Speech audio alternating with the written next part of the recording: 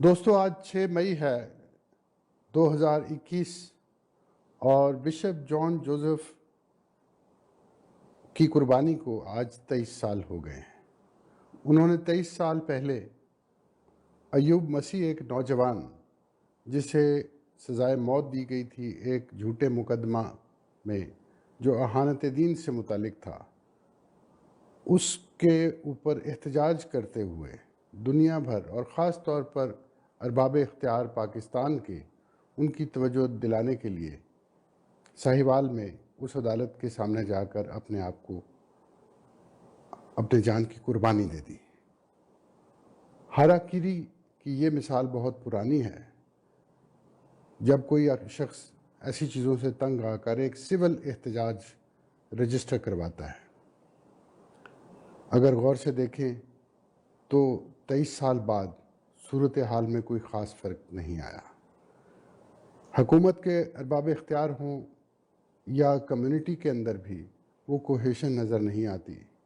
Bishop John Joseph کی قربانی کو ہی لے لیں تو سمجھ آتی ہے کہ اس کی اونرشپ اتنی نہیں ہے۔ بشپ جان جوزف کے جنازے پہ آسمہ جہانگیر نے شرکت کی۔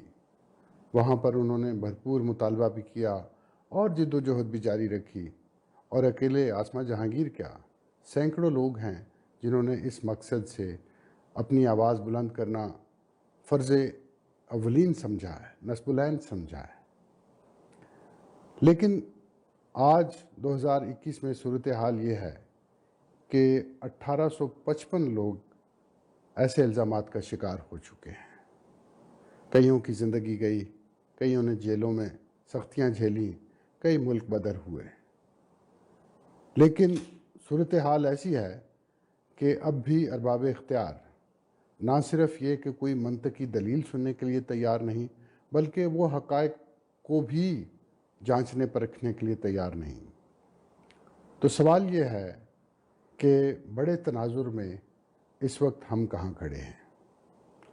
ایک تو بات درست ہے کہ ہمیں بشپ جان جوزف اور شہباز بھٹی اور سلمان تاثیر اور بہت سے لوگ جو ضمیر کی آواز پہ لبیک کہہ کے ضمیر کی آواز پر لوگوں کی مدد کرنے کے لیے لپکتے رہے اور تحقیق کرتے رہے اور لکھتے رہے، ان کو فراموش نہیں کرنا چاہیے، ان کو ساتھ لے کے چلنا چاہیے۔ بشپ جان جوزف کے اوپر بننے والی فلم قربان گاہ سے قربانی تک، اور اس کا انگلش ورژن دی سن سیٹس ان، وہ سینٹر فار سوشل جسٹس کے ویب سائٹ پہ ہے، وہ دیکھی جا سکتی ہے۔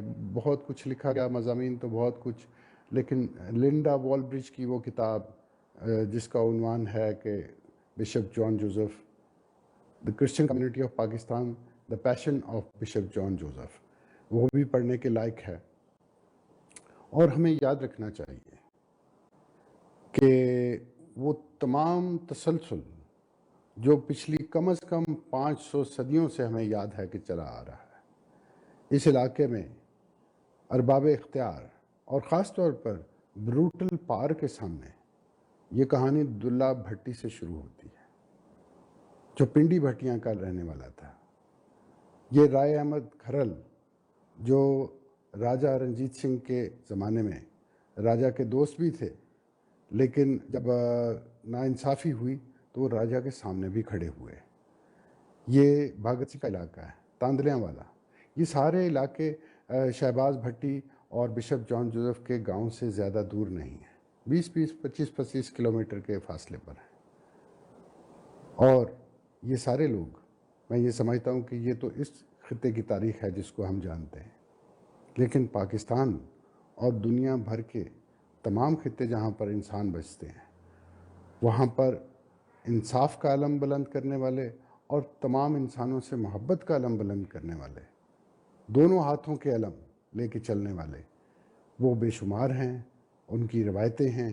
آج بھی ہم نے یہ جنگ جیتی تو نہیں، لیکن ہم نے چھوڑی بھی نہیں۔ بشپ جان جوزف، آپ کی قربانی کو سلام، اور تمام دوستوں کو جو اس راستے پہ چلتے ہوئے ناانصافی کے خلاف سینہ سپر ہیں۔ सबको सलाम.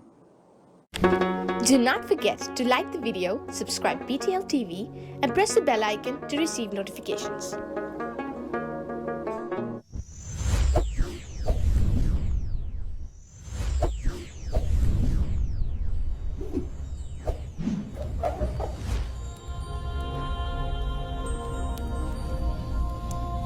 Jesus is the light of the world. पूरे मुल्क में जो